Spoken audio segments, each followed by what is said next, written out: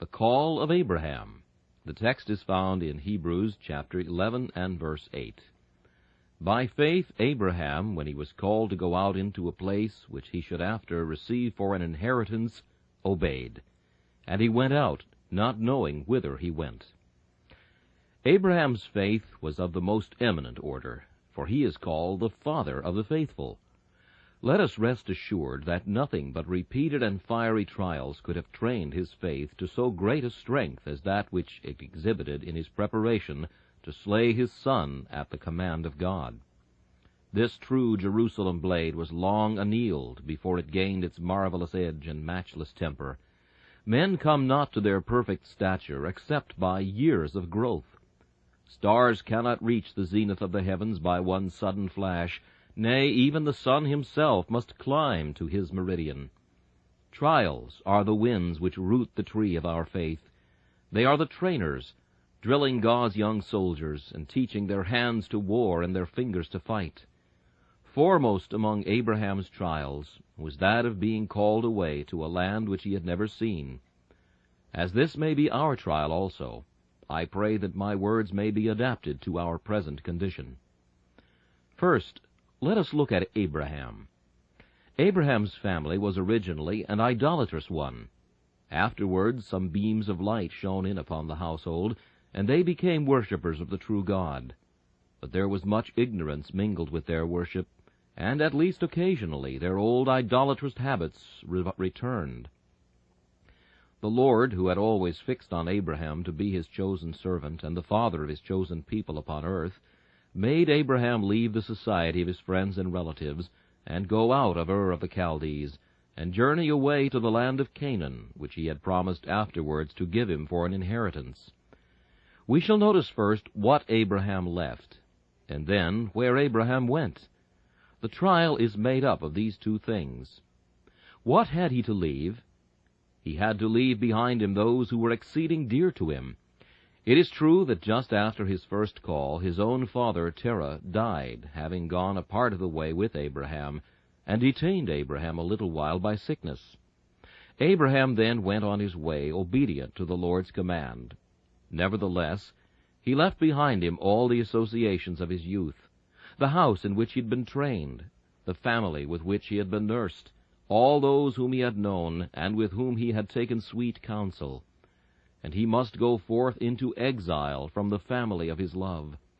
He left behind him his native country, and to a patriot that is no small struggle, to leave all the associations of one's country, and bear with us one's native songs to be sung in distant valleys. Many a man has felt keenly enough the separation from home and kindred, and next to that, sad banishment from his native land. Besides, we all know what inconvenience Abraham must have had when he was removed. He had a considerable property in flocks and herds, and probably had the ancestral dwelling house in which to reside. He must leave all these, and he must also leave the fair pastures wherein his flocks and his father's flocks had been fed, and he must wend his way into the wilderness. He must give up all agricultural pursuits, renounce his vine and his fig tree, and go his way, he knew not whither, to a land which to him was as unknown as the valley of the shadow of death. Those of you who have had to part from those you loved, who have had your hearts rent when loved ones have been torn away, can sympathize somewhat with Abraham's trial, when he left home and family and country and all, to go forth into an unknown land. This is the place from which he went. Now let us turn to the place to which he journeyed. When men emigrate, they wish to know the nature of the country in which they are to live. If it be a richer country than their own, although it be with some reluctance, they spread the sail and speed across the waters. And it may be, after they have settled there a little while, their mother country is almost forgotten, and they find a settled dwelling place in their adopted land. But Abraham knew nothing of the country to which he was about to move. He had simply God's promise that it should be his inheritance. It was, it might be said, a wild goose chase, and the profane would deride it as a mad and idle dream. Doubtless the prudent father cautioned him to avoid so great a risk, and the anxious mother bade him remember that, as a bird wandereth from his nest, so is he that leaveth his place. But amidst all this, Abraham was wiser than the wisest, for he put aside all worldly maxims. He set the precept above the maxim, and considered the promise more precious than the proverb.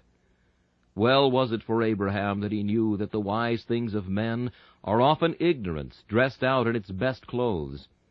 It has been said by an acute old writer that when Christ came into Jerusalem, and he was incarnate wisdom, he came riding upon an ass.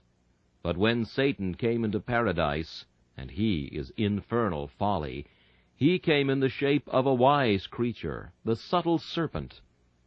Wisdom came riding upon stupidity, and folly came in the garments of craftiness. We shall often find it so in our lives. Simplicities are next akin to revelations.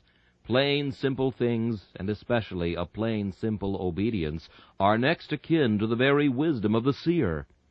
And he who knoweth how to read the precept need not be afraid that the prophecy will ever contradict it, or render obedience to the precept an act of folly. And Abraham then went forth, he knew not whither. The journey is a long one, say some timid ones. It is so, said Abraham, but God will help me on the way. The end of your journey may be doleful, they say. No, saith Abraham, it cannot be doleful. It may be disappointing to my worldly ambition, but not to my faith. I believe that God will be with me, and that take me where he may, I shall lack no good thing. So Abraham went on his way along a lone and weary journey, and God did not desert him, but graciously provided for him. I have spoken to you of what Abraham left, and whither he went. Now I would have you observe for a moment how it was that Abraham went. It is said that when he was commanded, he obeyed. Ere the precept had gone forth, obedience had come forth to meet it with rejoicing. God had scarcely spoken ere Abraham replied. Just as the thunder followeth the lightning's flash, instanter when the storm is near, so when faith is near, the thunder of our obedience follows the mighty flash of God's influence in our hearts. If God bid us do, we should do at once. Abraham went without any hesitation. He did not say, Lord, give me a little time, I will go in a week. Suffer me first to go and bury my father. I do not find that he said, Lord, let me tarry till the harvest be reaped. No, he was commanded to go, and he went without hesitation. There were no carnal arguments between God and Abraham, for God has not invited his people to reason with him with human arguments. He has invited sinners to do it. Come now, and let us reason together, he has said. When men have no faith, God invites them to reason. But when they have faith, reasoning with God becomes a sin. Abraham asked no question. He was not like Moses. He did not say, Who am I that thou shouldst send me? But when he was commanded to go, he went, and he followed God without hesitation. And then again, we have every reason to believe that he obeyed without reluctance. He went as cheerfully away from his father's house as he had ever gone into it. I know not that he was sent away with the voice of tabret and of harp, but I am sure there was the voice of music in his heart. He might have said, I go as cheerfully today I know not where, as ever I have gone to the fat land of Egypt, or to the spice-bearing country of the Sabaeans. Men said his journey was absurd and deplorable, but to him it was the happiest and the best, for God was with him. And if the star did not guide him as it did the wise men to Bethlehem, yet there was a star within his own soul that shone like a sun, and lightened his footsteps, and cheered his spirit, and sent him on his joyous way towards his appointed habitation. He went cheerfully, not knowing whither he went, not starting and fretting like a bullock unaccustomed to the yoke, but running with willing footsteps in the way of God. The ancients pictured Mercury with wings upon his heels, and surely faith hath them there. 'Tis love that makes our willing feet in swift obedience move. Love may be the wings, but the wings are upon the feet of faith, and it flies to do the will of God whilst hearkening to his commands. But then notice that when Abraham started, he made no stipulations with his Lord. If God had commanded Abraham to go to the utmost bounds of the green earth, to rivers unknown to song, Abraham would have departed. If God had commanded him to ford the Atlantic, Abraham would have obeyed. His feet would have been willing to attempt a miracle, and the stormy billows would have been dry before his march. We may rest assured that when Abraham started, he asked no questions concerning how far or to what place he was journeying. He left that all in the hands of God. His faith put its hand inside the hand of its father, and he was content to be led wherever his father would lead him. Now it is always foolish in us to be led by man, for then the blind lead the blind, and both fall into the ditch. But for the blind to be led by God is one of the best and wisest things. We sometimes put blinkers upon horses that they may not see too much. I fear we might wear such things ourselves to great advantage. In watching with the eyes of carnal reason for objections to God's precept and providence, it would be well if our eyes were burnt out, or better for us to enter into life having no eyes, than having 2 eyes to follow our own devices, and find our end destruction in hell fire. Abraham's faith, then, was a tried one. And now I conclude this sketch of the patriarch's call by observing that Abraham's faith was well rewarded. I think with all the trials of Abraham, you and I might even envy his position. That tent of his was a royal tent. Never did the curtains of Solomon himself enshroud more true royalty or kingly nobility than this poor tent in which Abraham sojourned. What a blessed man was he! His very dreams were blessed. The Lord was his shield and his exceeding great reward. A land was given to him, and was it a barren land? No. The Jews of old used to say that Canaan was the breast of the world, for there was always an abundance of milk and fatness. Other countries might have been the world's extremities, but this was the world's own breast, flowing with milk and honey. God gave him from the river of Egypt, even to the great river, the river Euphrates, and he, looking from his starry heights as an exalted patriarch, saw a race as numerous as the sand of the sea inhabiting the land. And he expects a mightier blessing yet. He looks for the day when the sons of Abraham shall, at the second coming of Christ, be assembled in their own land, and all peoples shall walk in the light of Zion. I think I have said enough about Abraham. Had my voice been strong enough, I could have enlarged, for it is a subject upon which much might be said, extremely interesting to the spiritual mind. But now I come to observe that you and I may be placed in the same position. At their first conversion, very many of the people of God are called to pass through the precise trial which Abraham endured. Some of us, it is true, were born of pious parents, and our conversion was a theme of joy to the house. It made jubilee. The fatted calf was killed, and there was music and dancing. But others were born as children of the Philistines. Our parents were haters of God. I may be addressing such. No sooner did you begin to attend the house of God than your father was the first to laugh at you.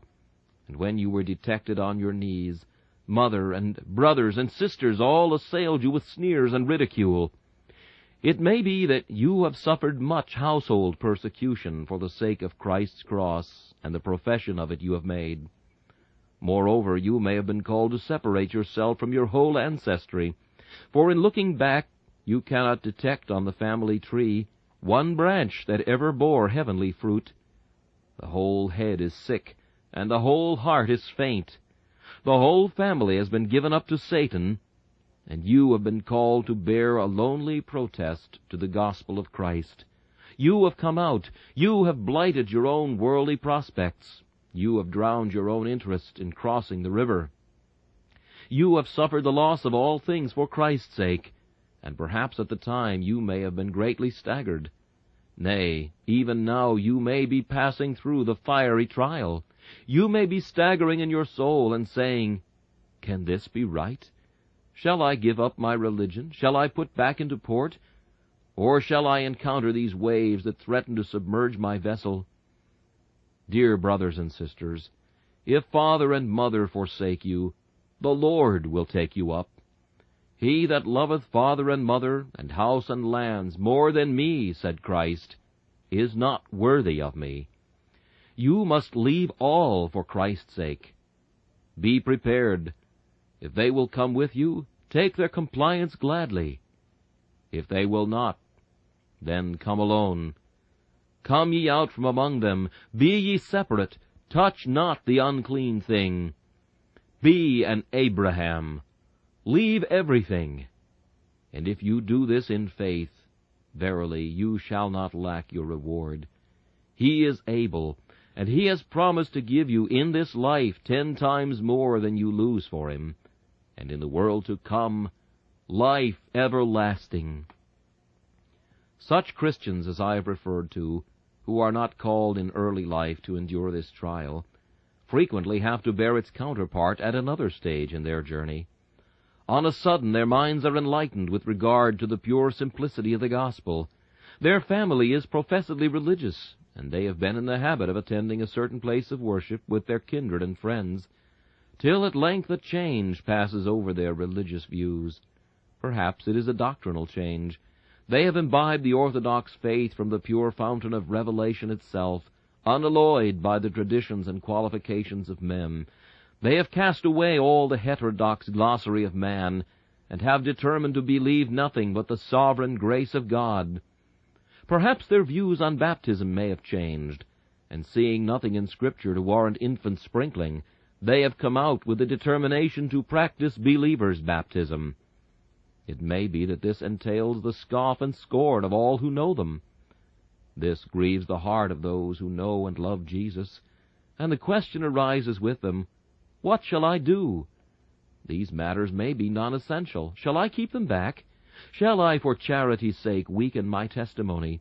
Shall I only bear testimony to points on which I may agree with other people, and hold my tongue about the rest? Oh, my dear friends, such carnal policy, if you practice it, will do you serious injury. Whatever you believe, carry it out.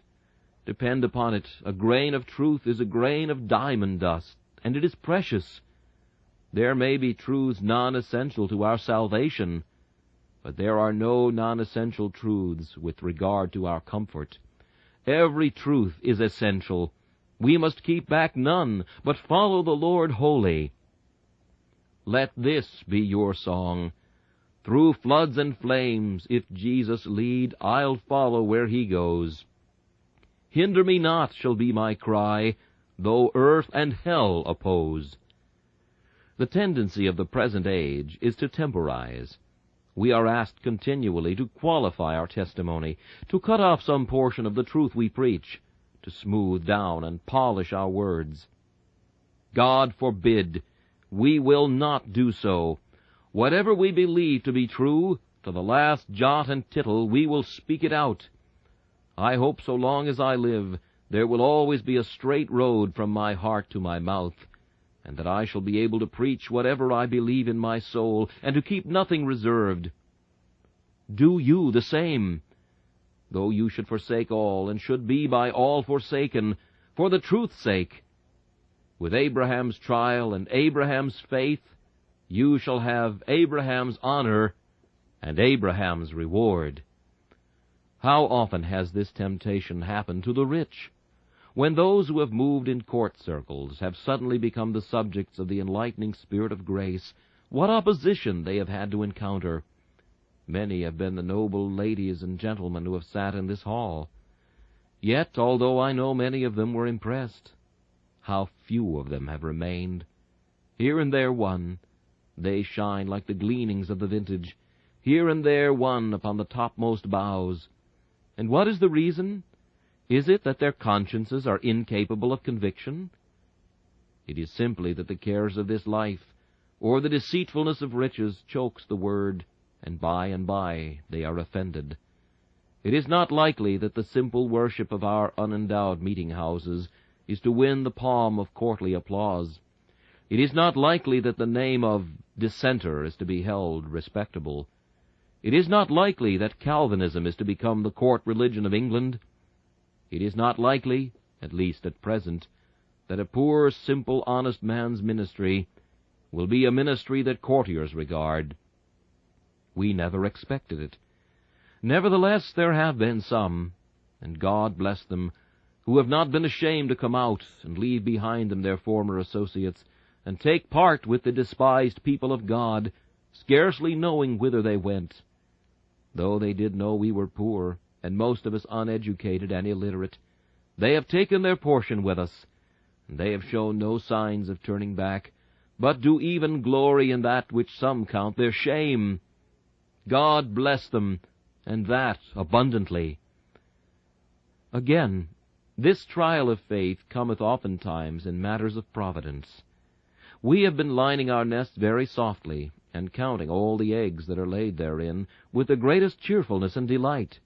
We have had much goods laid up for many years, and all of a sudden misfortune, like a wicked boy, has climbed the tree and pulled down the nests, and the birds had to fly, and we have said, "Whither shall we go?" But God has comforted us, and we have said in our hearts, "Every tree in the forest of earth is doomed to the axe. Why, therefore, should we build our nests here?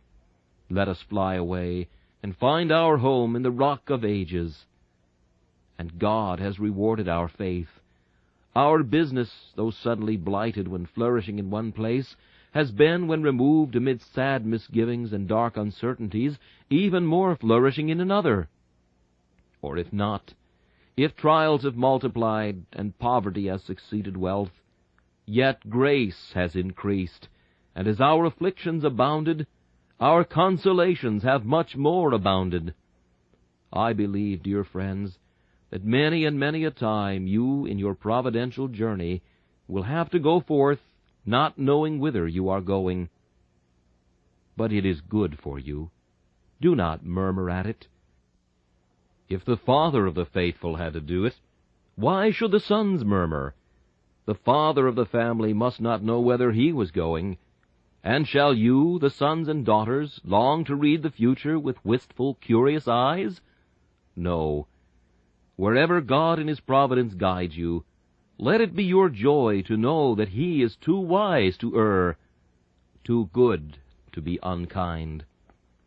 And, beloved, this is what I feel at the present moment respecting the position of ourselves as a congregation. I was led to this text by considering the way in which God led us, especially in reference to this place. It is now nearly 3 years since Exeter Hall was shut against us, for reasons which I have never considered to be fully justifiable. Then it was we went forth not knowing whither we went, and this place was prepared for us. It is more than probable that after 2 more Sabbaths have elapsed, we must go forth again, not knowing whither we shall go. But my faith is fixed upon Him who has provided for us hitherto. This congregation cannot be scattered. God has gathered it, and we will go forth, being assured that a place shall be discovered in which we shall meet, and this shall work for the furtherance of the gospel and for the glory of God. I feel that perhaps God has another host of sinners to be aroused and converted to Christ. We are getting old, steady sort of folks here, and we have settled into a respectable concern. We may be turned into the streets, but God going with us, we care not where we go. Wherever it is, we shall be kept together. We are not men whose attachment has been formed hastily.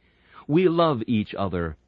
Like Abraham and Lot and his family, we will journey together. We have no cause to fear.